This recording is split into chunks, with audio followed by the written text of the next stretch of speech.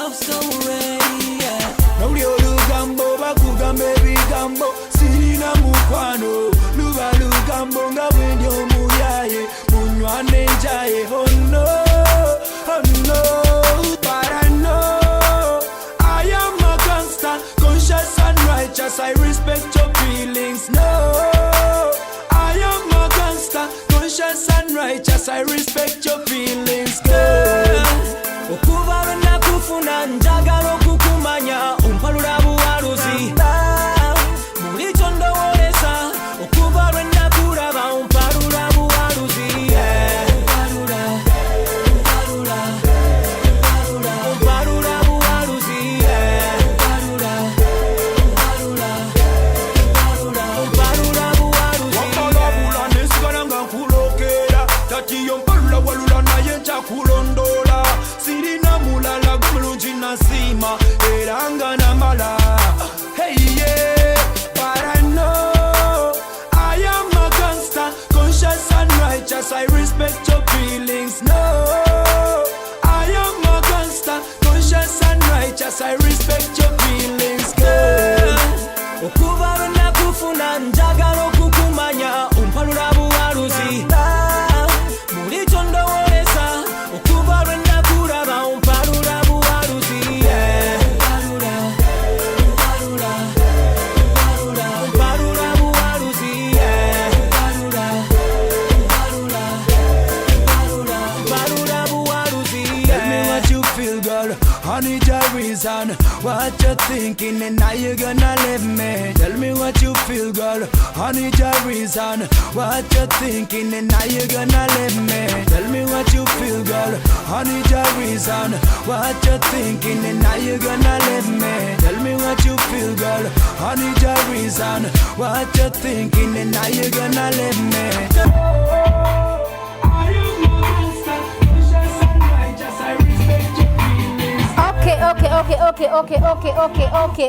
Okay. Banna ngenda kuba walulira omuntu nakola olwaleero. Awo bale wena gwe yakatweyungako amanya enze Nyondo Rozet poze nga sinzira ku Nyondo Media nemera ngakola ki ngamba tusake ebyakabe onako olwaleero nzize n'omuntu ate gwe mbadde nonyereze bange ddene naye gadde okumuola kayimba ko kafulumira nagezako kumuno yene yakola ki yanne walula oba yambulako so nakola olwaleero bagamba ensozi zezitasinkana naye abantu bakola ki basinkana so tuli wano Dubai nabadde ndi awo tambula nesikana muti Adamu walula nemugana emukwana wadde bakwaludde nena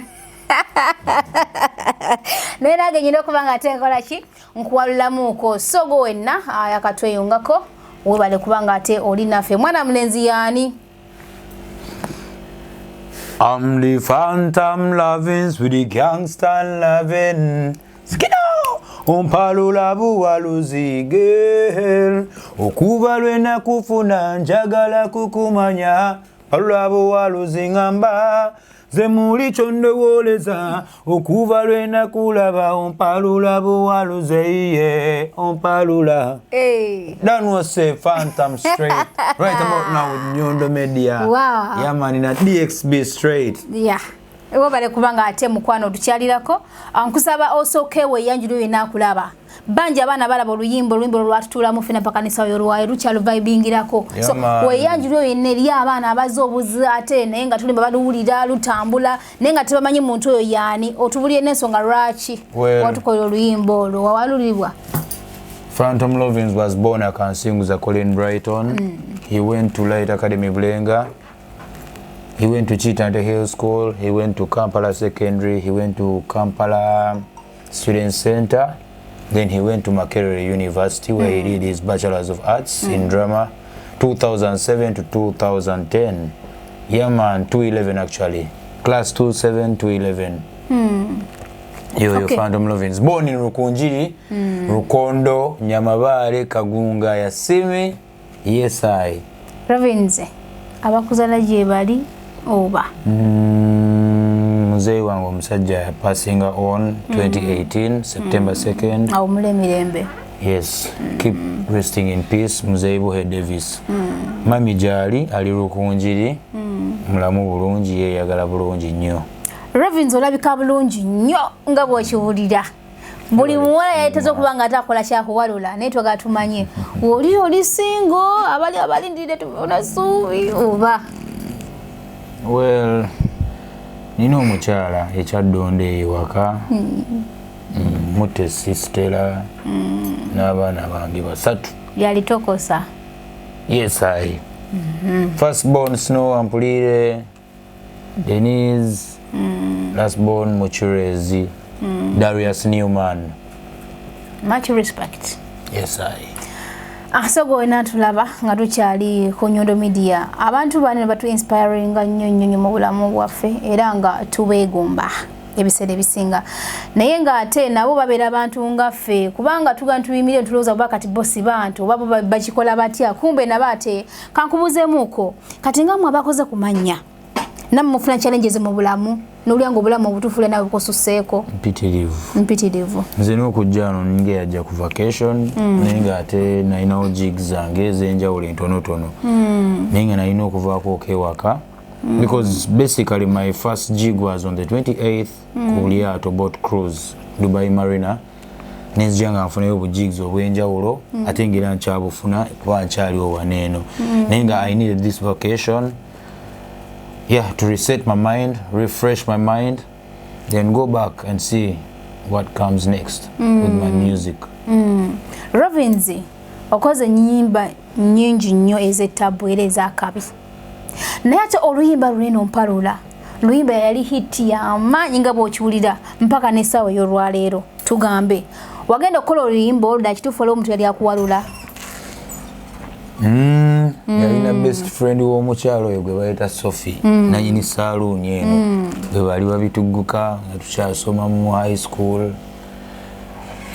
njali eyo nga yawalula gwe yampalula nnyo yakomyawa so ebiseera ebisinga tulaba abayimbi bano nga bayimba ennyimba naye nga tulowooza nti kizebuze kumbe ebibeerayo in reality so katukiyiga okuva ku mwami Lovins ate olunaku olwaleero kyali kitya kyaba kitya mwatandika mutya mwali mu class ki by then? She was my girlfriend from senior 2 to senior 5.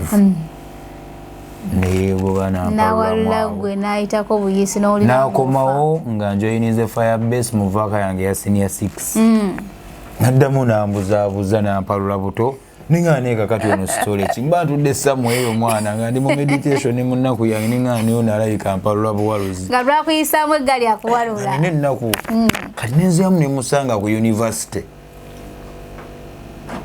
naddamu ate era nampalula banze nasooka nendazaamu omwaka gumu nga sijoyini elindako ye nansooka yatandikira mu senior 2 okuwalula senior 3 4 5 6 nemwesinkana ate 5 n'abwaka kati nakomawo mu vaaka ya senior 6 natandise career yange era ndamu n'awalula ayina yeebuzaabuza mukwalula okwo nga mwinako mutuuka sooka ombuliremukaawo nga mwinako twali high school relationships nga kanyakuwera naye nga temunakwe mutuuse tawanya so mpaka nakati yakutuusako samuya oba yakuwalula mpaka last anti nkunyumiza kati afubutukawaawo namwagala nnyo bambi omukyalo era gyali n'abawanuka Jackie she's now my family friend my best friend wakabi nnyo kuba mukwano gwange nnyo ate family friend akati akomawo mu senior 6 era ddamu nga ndaba yeebuzaabuza nanziramu era nga mbwaka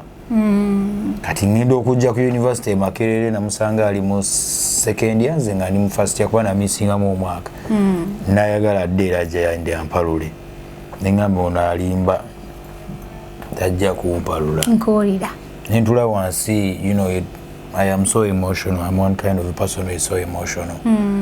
Ntula wansi neŋŋamba why lwaki ono ampalula lwaki laba like nempandiika oluyimba olwo yakikolyanga kagenderere okuwalulanga oba anti simanyimu ebintu mubikola mutya so bwe yawalulanga ng'alekawo ng'amalanga abulamu ng'akomawo ng'awalula naye nga nawe okkiriza okuwalula kimanyi nti anti muno omuntu osooka nga omwagala nnyo you give people chances kati those are the chances I gave her kati bwe yadda ku university naye ng'ate birala nnyo okyakkiriza kuwalulibwa nga tofunye omulala akuwalula ng'ate kati awo ndi birala nnyo nga ndi wa firebase nga ndi mubi nga gwe awalula nga ndi mubi nnyo nga tayinza kumpalula naye nentula wansi nenzijukira obulumi bwe nayisibwamu Netula wansi n'empandiika oluyimba olwo. I did that song when I was in my third year, I think.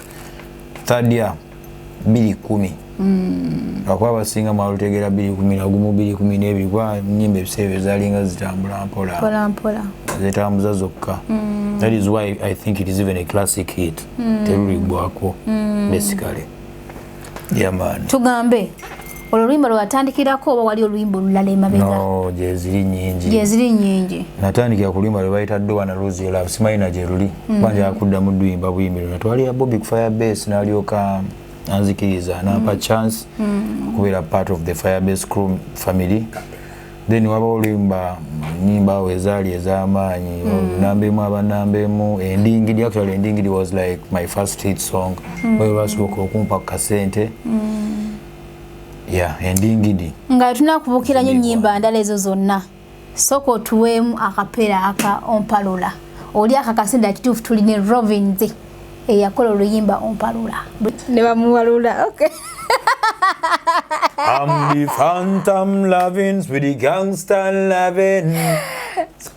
Ompalula buwaluzi, Fantom Lovins with the gangster lovins. Alongside Nyondo Media, Fantom Lovins with the gangster lovins. Yet that no say, yeah man. Akayimba katu tuwe walulemu katonotono. Katuwe. Kayimba katabu nyonyo. So katu tukole shi.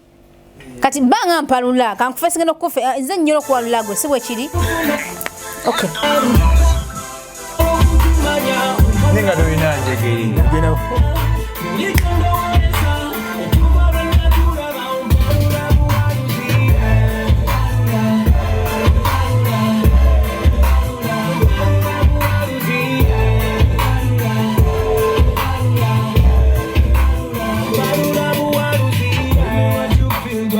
Honey, the reason what you're thinking and now you're gonna let me. Tell me what you feel, girl. Honey, the reason what you're thinking and now you're gonna let me. Tell me what you feel, girl. Honey, the reason what you're thinking and now you're gonna girl. Honey, the reason what you're thinking and now you're gonna let me. Girl, okubarena kufuna njagala kukumanya. Zengamba muli chonde woleza okubarena kulaba ompalula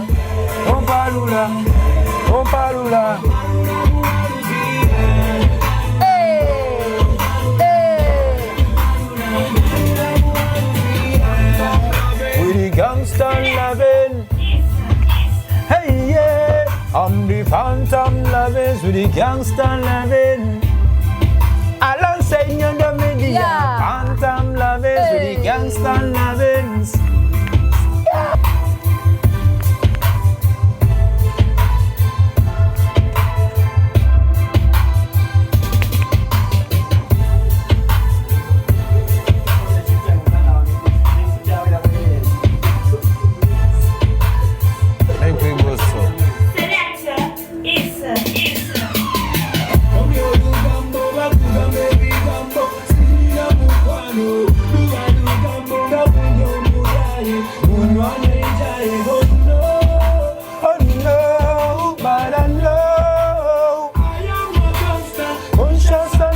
And I respect your feelings. I am a gangster, conscious and righteous. I respect your feelings. Okubarena kufuna Zengamba muli chonde woleza. Okay.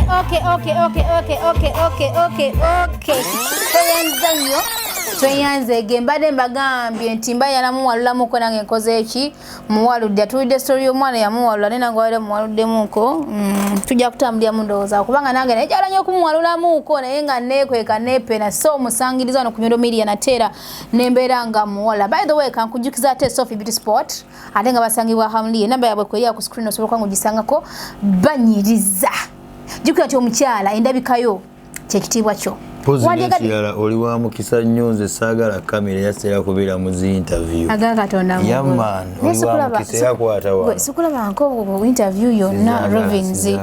Katugambe nti I am not a camera person champion. Yeah. I love doing my stuff in my own way. Chimani nakuwaludde. Okay, nga tukyagenda amaso mbere sina kurealizinga. Ekyambalo kino ekyamajani yakopyani. Wankopya olabika. Gwe yakopya nze. So si gwe yakopya nze. Ladies first. Okay.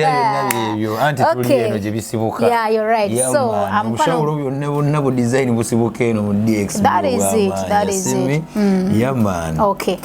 So mbadde nkyabajukiza Sophie Beauty Sport naye nga ate basangibwa Hamliya era beba sponsorization ey'olwaleero Nyondo Media ne Lovins bachaddemu sente era Sophie Beauty Sport oli wakabi nnyo gwe naali oli mukyala ndiyagadde okubanga ate olabikako bulungi jangu ku Sophie Beauty Sport atosenkane mwana mulenzi amanyikiddwa ngaani nga Alfred Agum watabu nnyo ya Fredo naye wali naye watabu nnyo akyazitwalaganya lwakuba nti just mmwe mumukutawanyiza tumusanze nga akyakute mwawo akitwalaganya ya beba abaana abakabi waneno batabu yatuse atandika kitandike nenga nawe omukiririzaamu tumusazeeko soko kwasaganya interview yamwe nenga abadde atandika butandisi yano anti Sophie Beauty Sport nagenda okuva waneeno ng'ate ndabika bulala nnyo ng'okyuse nga nakusanza badde akulabiko tajjukira nti yegwe Mandem Fredo are the baddest dread man in a DXB. Yeah man. Okay. Yeah. So mwenange kyekyo wandiyagadde okubanga ate okola ne ka makeup. Era nga bwonda bandoza ndabika bulungi nnyo nga temunakumpana kasoke newaneko bwe ndise bwe nagize. Yeah. So janga ateberega muyayo olaga wasobe. Sign out. Sibana kuwaludde. Sibana kole. Okay, nga sinaba ya. Nga tuna kuva mu kamera eno. Tugenda kubanga ate tuli mu kitundu kyaffe ekikola ki ekisembayo.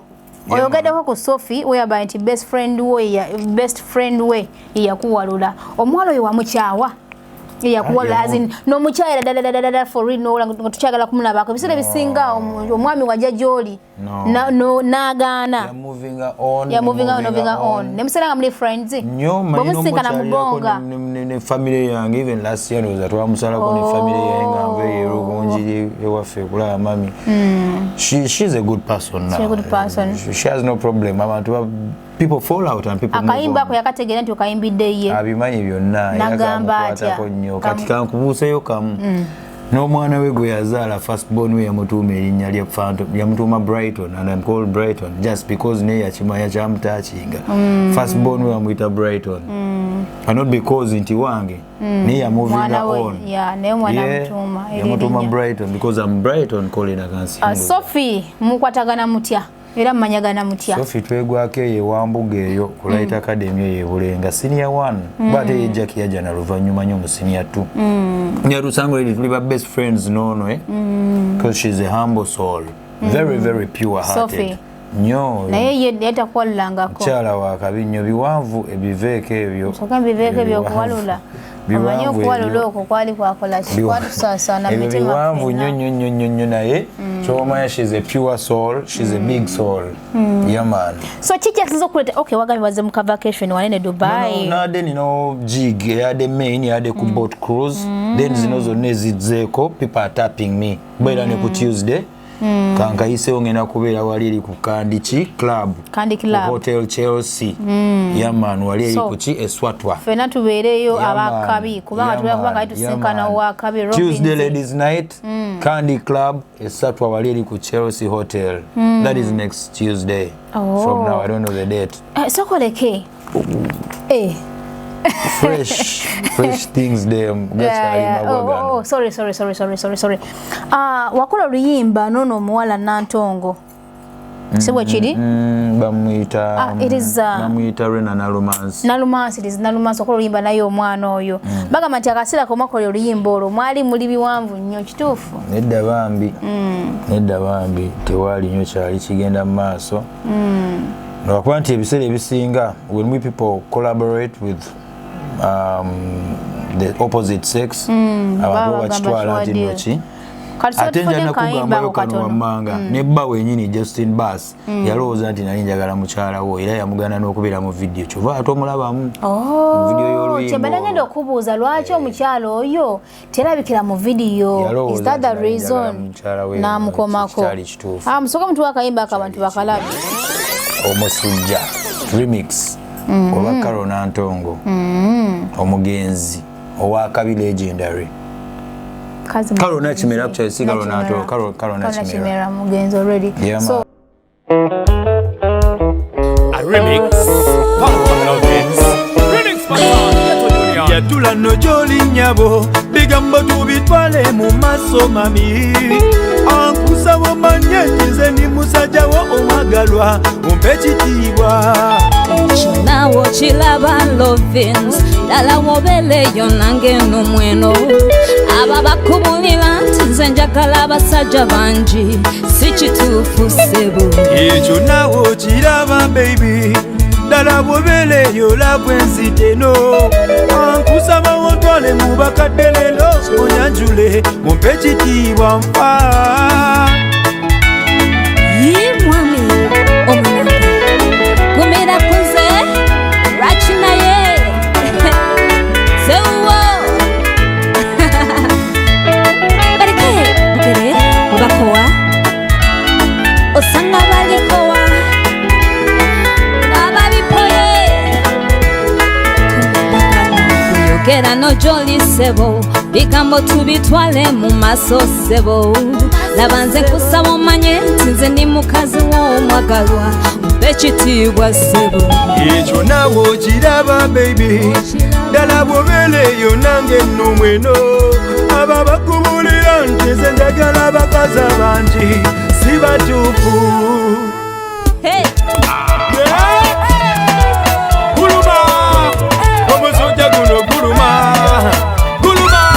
omusujja guno isitiria sabatondekabo manya tilagwe nnuma lwakubeera gwe switi sabatondekabo manya tilagwe nnuma lwakubeera gwe ani abawala mbalaba naye bantama lwakubeera gwe baby abawala mbalabye toka wansi wazandabye nze naku abawala mbalabye toka wansi wazandabye nze naku ani nyabo seyenga ndabye okubulwa oyampana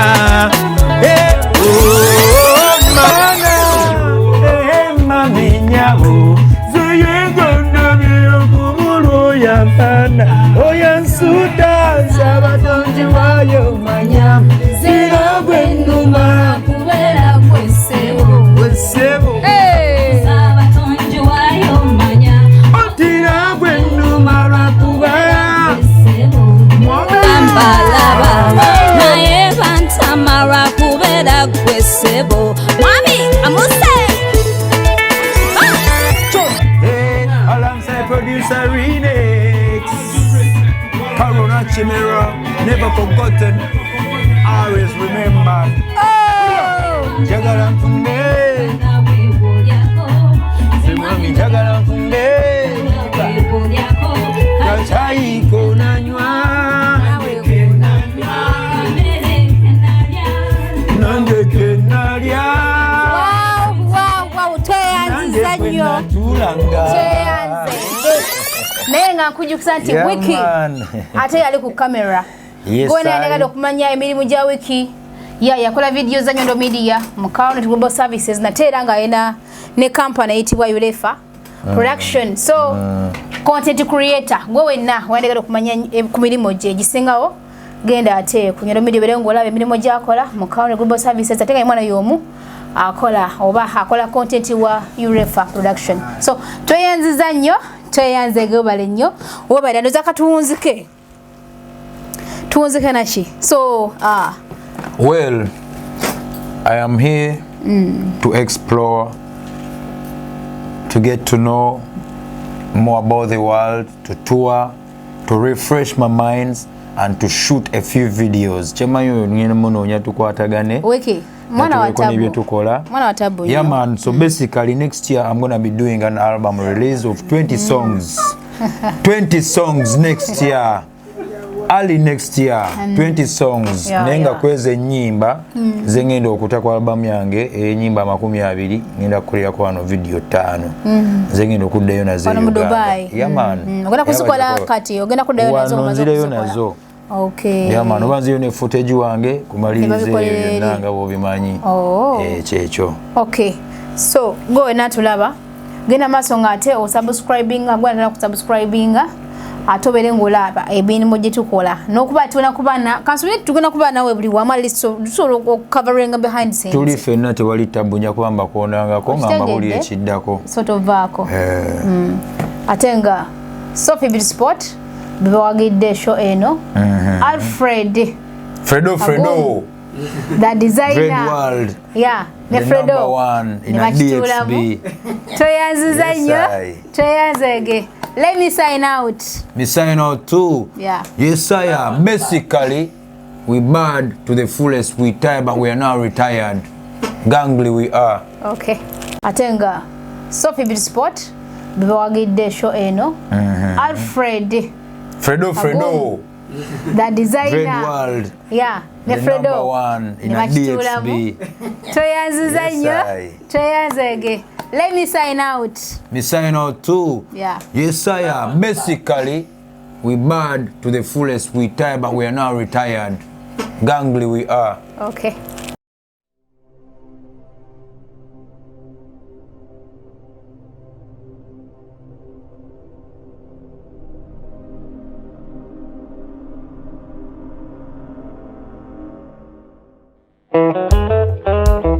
A remix. Fantom Lovins. Remix Fantom. Yatula no joli nyabo. Bigambo tubitwale mu maso mami. Ankusa wo manyete nze musajja wo omagalwa. Umpe kitiibwa. Nawo Kilaba Lovins. Dala wobeleyo nange n'omweno. Aba bakubulira nti nze njagala abasajja bangi. Si kituufu ssebo. Ekyo nawo Kilaba baby. Dala wobeleyo labwe nziteno. Ankusaba wotwale mu bakadde leero onyanjule mumpe kitiibwa nfa.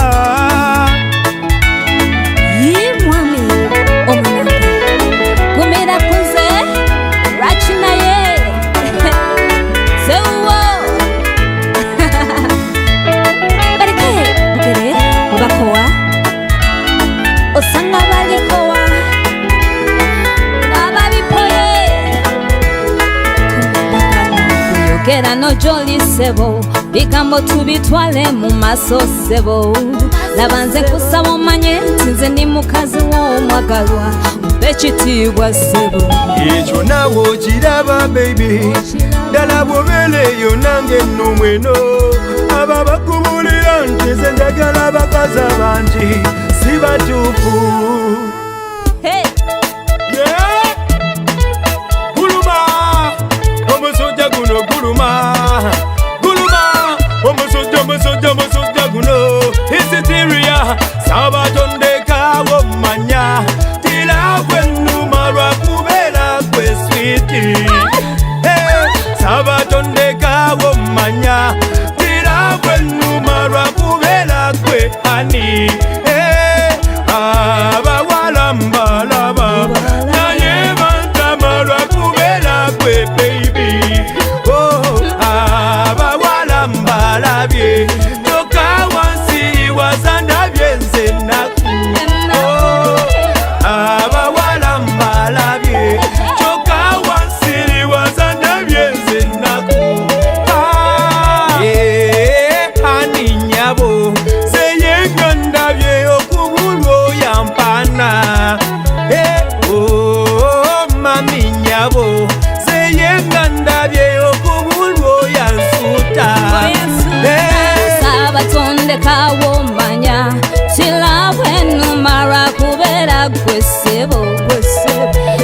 Kusaba tonji wayo manya mpitira bwennuma lwakubera gwe ssebo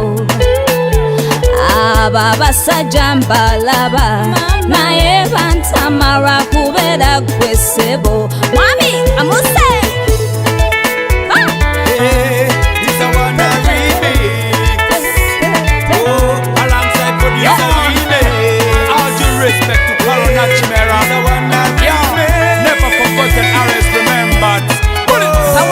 njagala nfumbe nga nawe bw'olyako nze mwami njagala nfumbe nga nawe bw'olyako kacayi kenanywa nange kenanywa akamere kenalya nange kenalya akatebe kwentudde nange kwenatula oluyimba lwenyimba nange lwenayimba ekyo ekitanda kwenagwa nange kwenagwa nange njagala nfumbe nga nawe bw'olyako njagala nfumbe nga nawe bw'olyako kacayi kwenanywa nange kenanywa kamere kwenalya nange kenalya luyimba lwenayimbanga nange nayimbanga ekitanda kwenagwa nange kwenagwa omusujja mpulira gunnuma omutwe mpulira gumboba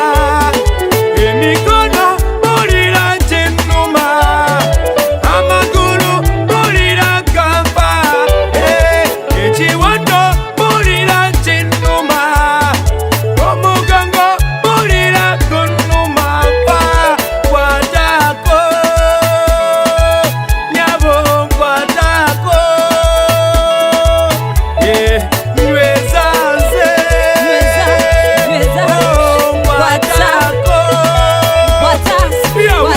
kawaya kajita kakutingisha kakuchezesa kawaya kasolo kakutingisha kakuchezesa papa wangu kamutingisha kamuchezesa kange Fantom kanchezesa kantingisha kankulembele omwami kankulembele ogobelele mutala kankulembele omwami kankulembele ogobelele mutala